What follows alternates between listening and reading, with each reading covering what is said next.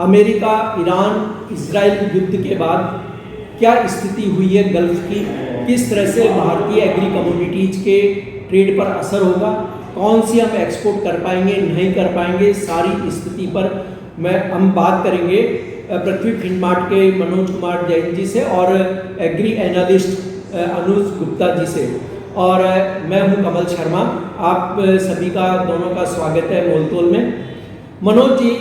जिस तरह से ईरान युद्ध हुआ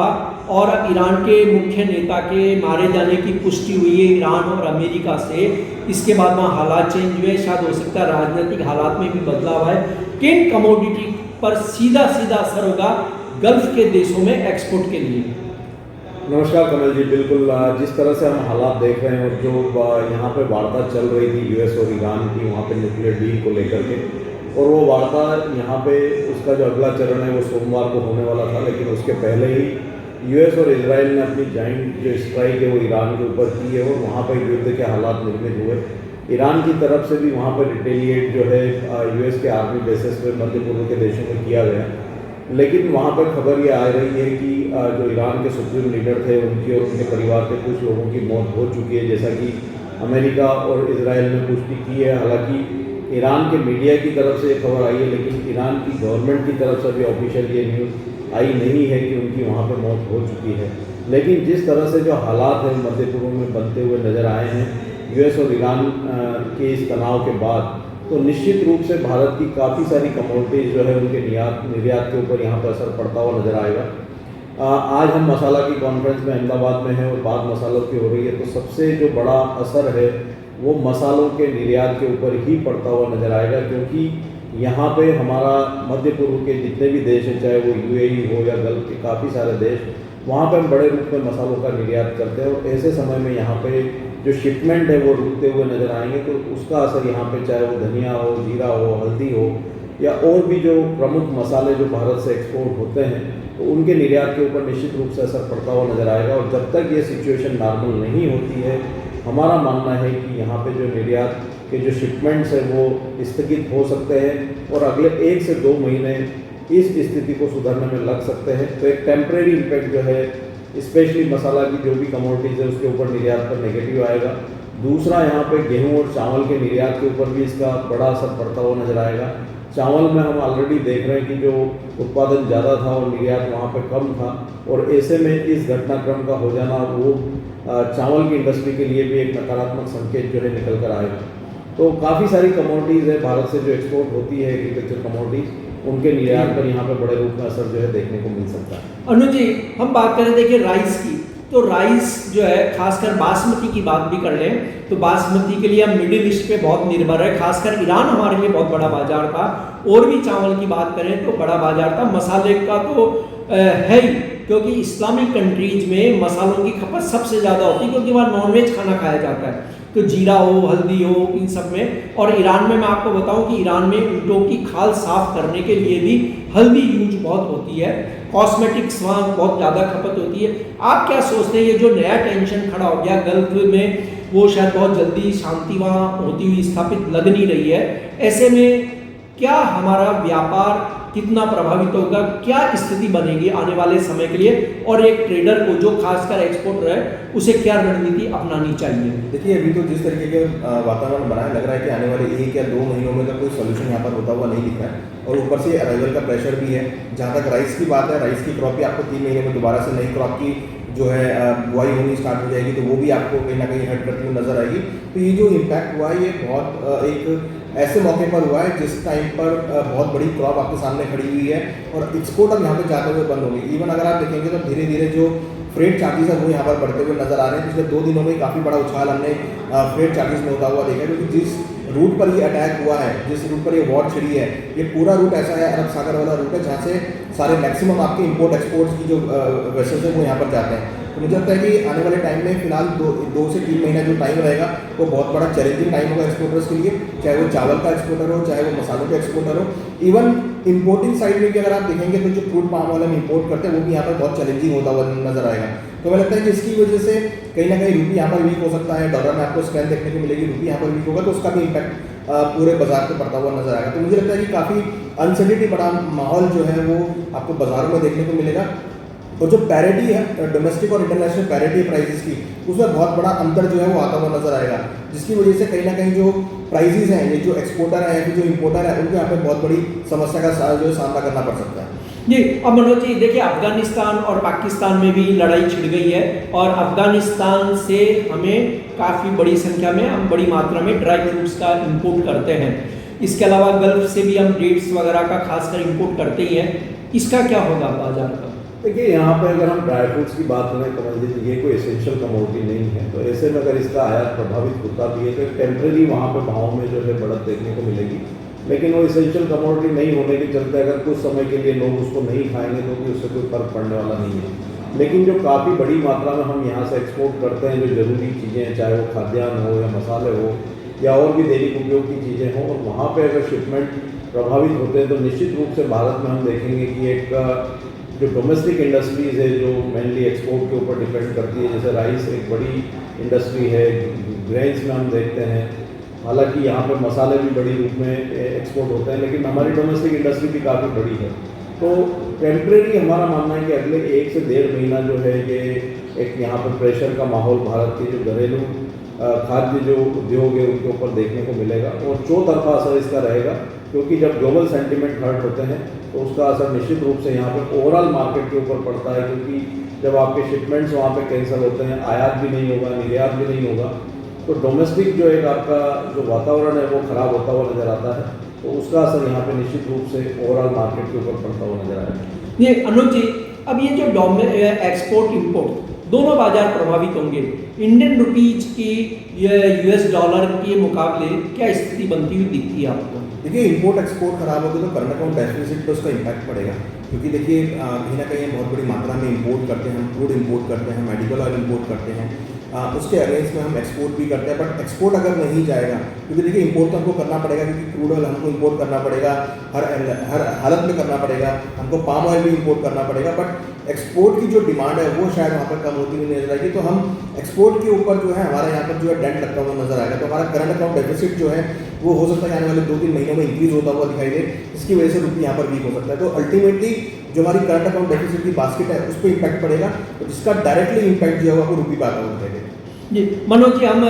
रूस और यूक्रेन से सनफ्लावर ऑयल इंपोर्ट करते हैं, इंडोनेशिया मलेशिया से पाम ऑयल इंपोर्ट करते हैं, अर्जेंटीना ब्राज़ील और अमेरिका से सोया ऑयल इंपोर्ट करते हैं।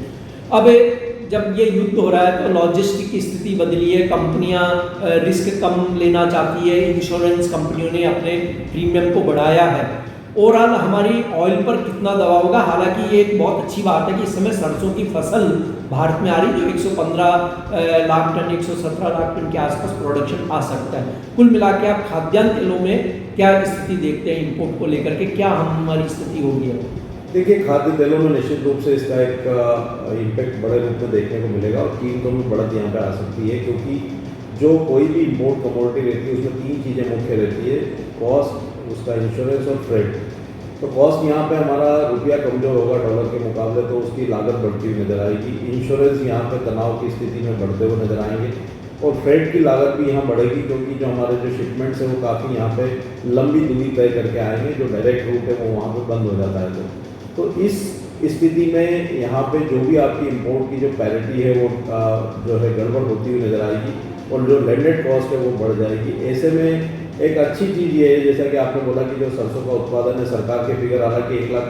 140 लाख तक के आ रहे हैं, तो अगर यहाँ पे 120-25 लाख के आसपास भी उत्पादन रहता है तो कुछ सपोर्ट यहाँ पे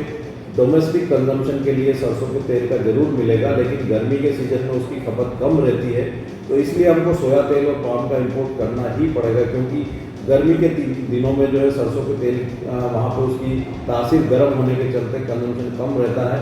तो ऐसे में पाम और सोया तेल की कीमतों में बढ़त देखने को मिल सकती है और उसका असर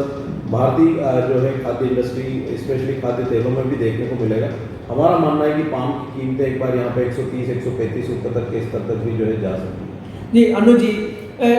मिलेट्स की बात हो, अभी भारत सरकार ने गेहूं और उनके उत्पादों के एक्सपोर्ट को भी खोला है, शुगर भी हम दुनिया को खिला रहे हैं और अन्य अनाज की भी बात कर लें तो भारत एक बहुत बड़ा सप्लायर बन चुका है, लेकिन मिडिल ईस्ट का तनाव अपनी जगह, लेकिन देखिए अंत में खाना सबको चाहिए। तो ये किस तरह की रिकवरी करने का भारत के पास एक अवसर होगा कि वो दुनिया को एक बड़े स्तर पे, ठीक है हालात हो सकता है 2 महीने 3 महीने बाद सुधार होंगे जो भी होगा, लेकिन ये भारत के लिए कैसी अपॉर्चुनिटी बन करके आएगी, क्या आपको मौका दिखता है भारत के लिए? देखिए बहुत बड़ी अपॉर्चुनिटी है, क्योंकि जिस तरीके से अगर आप देखेंगे पाकिस्तान अफगानिस्तान में वॉर है, चाइना ताइवान में वॉर है, रशिया यूक्रेन वॉर है, प्लस आप देखिए पूरे मिडल ईस्ट में वॉर है, तो कहीं ना कहीं अब केवल भारत बचता है जहाँ पर आपके पास संसाधनों की कमी नहीं है। तो मुझे नहीं लगता कि कोई ये एक नेगेटिव थिंग है, ये एक पॉजिटिव थिंग है। हालांकि शॉर्ट टर्म में थोड़ा बहुत आपको एक्सपोर्ट साइड में इशू देखने को मिल सकता है, मगर जो डिमांड है वो भारत की तरफ शिफ्ट होती हुई नजर आएगी। तो मेरा ये मानना है कि आने वाले आपको 6 महीनों में बहुत बड़ा चेंज आपको देखने को मिलेगा। जिस तरीके से हमने यहाँ पर हमने वीट का एक्सपोर्ट चालू किया है, हम शुगर भी एक्सपोर्ट कर रहे हैं, तो मुझे लगता है कि आगे चलकर जो क्वांटिटी एक्सपोर्ट का, जो हमारा बास्केट है एक्सपोर्ट का, वो यहाँ पर बढ़ने वाला है। और जिस तरीके से जो टैरिफ रैशनलाइज हुए हैं उससे काफ़ी हद तक आपको देखने को मिलेगा कि काफ़ी हद तक भारत की तरफ जो एक्सपोर्ट डिमांड है वो बढ़ती हुई नजर आएगी। अभी हमने रिसेंटली इसराइल के साथ भी यूपीआई पेमेंट का करार किया है, तो पेमेंट मोड बहुत ईजी हो जाएंगे, तो जो एक्सपोर्ट्स है वो आपको आगे जाते हुए नजर आएंगे। तो मेरे को लगता है कि ये एक बहुत बड़ा अपॉर्चुनिटी इंडिया के लिए। हाँ, शॉर्ट टर्म में थोड़ा बहुत आपको वॉर की वजह से डिस्ट्रप्शन देखने को मिलेगा, बट लॉन्ग टर्म में बहुत फायदा होने वाला है इंडिया को। जी देखिए अनुज जी ने जो बात कही यूपीआई पेमेंट की, ये एक भारत की तो अपनी सफलता की कहानी है कि भारत में यूपीआई पेमेंट आज